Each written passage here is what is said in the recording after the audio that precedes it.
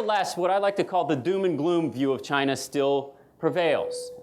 You see massive amount of information and literature put out in popular presses that it's really about this is a house of cards, it's falling apart, there is environmental degradation that is just a disaster, there is a huge trade imbalance, there are terrible things like political tensions that go back to images of 1989 and even are alive and well today.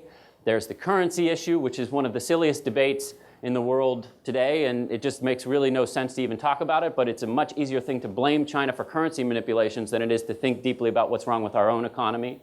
There's, of course, things like Foxconn, and then there's the famous issues of corruption with cases like Bo Xilai.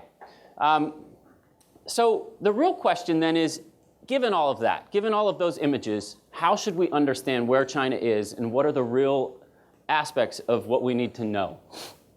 Now, one of the things that I always like to start out, and when I'm talking to people who think about economic development and trade, is we need to always remember that we are not at the end point of a cycle of globalization the way we typically think. We have shipped about $3 trillion out the door, and we've benefited from that by having cheap goods that come back into our economy. However, the problem with that is that China now sits on more foreign exchange reserves than any other country by a factor of about 3. That money must come back here for our economy to do well. It has to be reinvested. And I'll talk in a little bit about what the problems are with that reinvestment, but it's a very necessary part of that cycle. So if we think about China as this place where there's so many massive problems, how should we actually understand what is my view, which is that China is actually one of the greatest success stories, and it's not just one because of deep, cheap labor pools. It's actually one that is a success story because of institutional innovation.